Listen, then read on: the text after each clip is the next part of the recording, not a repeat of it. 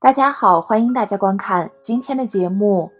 说起看相，相信大家都不陌生。看相属于易经分支相术的范畴，通过观察分析人的形体外貌、精神气质、举止情态等方面的特征，来评判人的秉性和命运的汉族传统学问。但作为一个流传千年的传统学问，除了这些表在的学问外，其内在是否还隐藏有更深层次的奥秘呢？对此，南怀瑾大师曾花费了大量的时间，通过儒道佛等中国传统各家对面相的看法，终于从另一个侧面得出了面相识人的奥秘。下面就和小编一起来看看吧。在了解面相识人的奥秘之前，首先我们要先了解传统各家对于面相的解释。先来说说佛教的各种相。据佛经记载，佛有32相，80种好，都是非常人的特征，不是一个普通肉体的样子。比如佛有形如鹅王相，而他的手指非常修长好看，叫手指纤长相。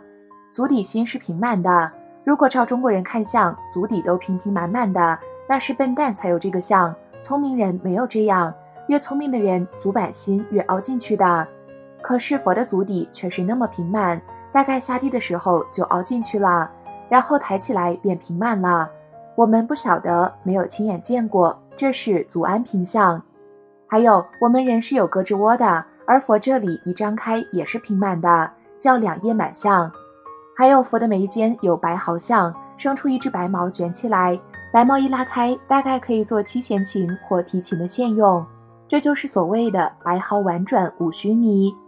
干木澄清似大海，那个眼睛青绿色，像似大海水那么澄清。还有佛有广长舌相，他的舌头吐出来可以到头发的边际，我们舌头吐出来舔自己鼻尖都不够长。为什么佛的舌头能这样？因为生生世世没有说过一句谎话，才有这个果报。不过据说佛的舌头还不止如此，他真要伸出来，可将这个3000大千世界盖满。我们再来看看道家对面相的解释。道家认为人的眉心宽，他的心量也宽，相反的，眉心窄的人，他的心量也窄。心量与眉心本来没有直接的关系，但是可却有间接的影响。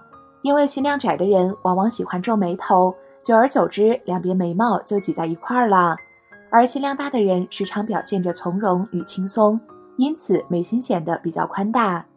看面相的人就是根据从果推因的定理，从面相的状态来推断心理的活动，这是相当准确的。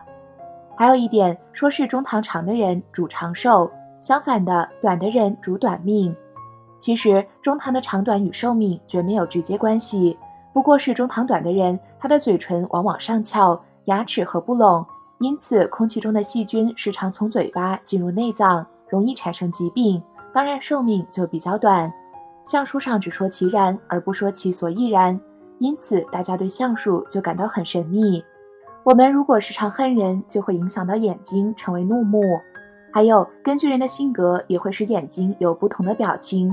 傲慢的人眼睛上视，阴沉的人眼睛下看，心神不定的人眼珠乱转，淫荡邪恶的人眼球斜视等等。眼耳鼻舌身这前5识，由于意识的善恶而影响前5识的状态，给人感受上也有善恶的不同。譬如有些人坐下来会抖腿，在相人术上，这种人有多少钱都会被他抖光，这是一种败相。不但钱会抖光，事业也会抖光，实际上也就是行行如也的一种小动作。人坐就是坐，睡就是睡，坐有坐相，睡有睡相，走有走相，吃有吃相，前面有相，后面有相，真正看相太不简单。这是以中国文化中行名之学做的说明。此外，在相学上讲，一个人如果根骨清灵，是清净相，有道之相，很快就能成道。这种人身形如行云流水，步伐如蜻蜓点水，而步步踏实，如风飘过。这样的人会短命吗？未必，要看他的脚跟有没有落地，有落地步步踏实又是另外一种相。身心清灵得清安，或因修止而身心转化了，就有这种现象。不像一般人一身都是粗重，走路笨笨的，水泥地都会响，这是粗重。得了道有了定力的人，骨节一定清灵，因为他们已经离开了粗重之身。此外，他们虽然做人做事，但永远起不了烦恼，不是故意不起烦恼，是想起都起不了烦恼。所以道家说烦恼无忧更上心，因为心解脱了，所以永远没有烦恼。而除了看相外，其实中国人还有另外一套看相的方法，叫神相或心相，这就深奥难懂了。神相不是根据形态看，而是看神态的。还有一种心相是以中国文化的基本立场绝对为心，所以有几句名言：有心无相，相由心变；有相无心，相随心转。一个人思想转变了，形态就转变。譬如我们说一个人快发脾气了，是怎么知道的呢？因为从他相上看出来了，他心里发脾气，神经就紧张，样子就变了。所以看相是科学。印堂很窄的人度量一定小，而印堂很宽的人度量则一定大。这是什么道理？有人天生的性格稍遇不如意事就皱眉头，慢慢的印堂的肌肉就紧缩了，这是当然的道理。还有人说露门牙的人往往短命，因为他露牙齿，睡觉的时候嘴巴闭不拢来，呼吸时脏的东西进到体内，当然健康要出问题。儒家的孔子便是以这3点观察人，所以他说人焉守哉，人焉守哉。这个守是有所逃避的意思，以视其所以，观其所由，察其所安这3个要点来观察人，就没什么可逃避的了。看任何一个人做人处事，他的目的何在，他的做法怎样。另外再看他平常的涵养，他安于什么。有的安于逸乐，有的安于贫困，有的安于平淡。学问最难是平淡，安于平淡的人什么事业都可以做，因为他不会被事业所困扰。这个话怎么说呢？安于平淡的人今天发了财，他不会觉得自己钱多了而弄得睡不着觉，如果穷了也不会觉得穷，不会感到钱对他的威胁，所以安心是最难。以这3点观人，放在为政篇中就是知人立品的重点所在。这不免让我想到了以前一位老朋友，他虽读书不多，但他从人生经验中得来几句话蛮有意思。他说上等人有本事没有脾气，中等人有本事也有脾气，末等人没有本事而脾气却大。这可以说是名言，也是他的学问。所以各位立身处世就要知道，有的人有学问往往会有脾气，就要对他容忍，用他的长处学问，不计较他的短处脾气。他发脾气不是对你有恶意，而是他自己的毛病，本来也就是他的短处，与你何关？你要讲孝道，在君道上你要爱护他，尊重他。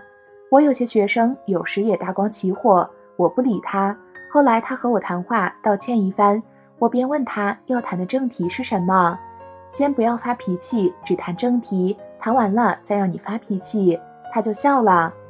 一个人做学问修养，如果平常无所安顿之处，就大有问题。有些人有工作时精神很好，没有工作时就心不能安，可见安其心之难。看任何一个人做人处事，他的目的何在，他的做法怎样。另外再看他平常的涵养，他安于什么。有的安于逸乐，有的安于贫困，有的安于平淡。学问最难是平淡，安于平淡的人什么事业都可以做，因为他不会被事业所困扰。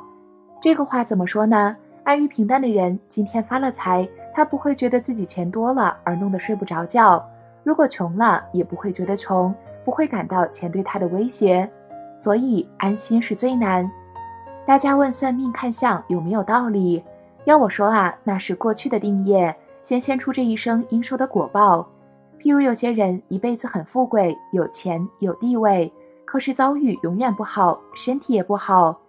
再看古代许多英雄才子，遭遇很好，功名富贵，可是一身病，那就是古人的诗：100年36000日，活100岁只有36000天，不在愁中疾病中。的确有这些人，我也遇到过这种人。你说怎么说呢？人生的命运以佛学来解释，那是多生累劫的因果，也就是这句话：假使经百劫，所作业不亡，因缘会遇时，果报还自受。我们的身体是正报，我们长得白、黑、胖、瘦，不同的健康情况都是因果报应问题，这是正报。时代社会的环境，有没有财产、住的环境，甚至一切的遭遇等等，是依报。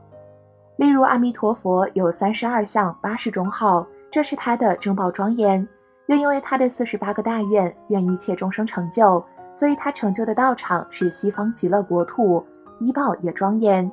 我们人也一样，有人一生正报庄严，现在看到这种人很少。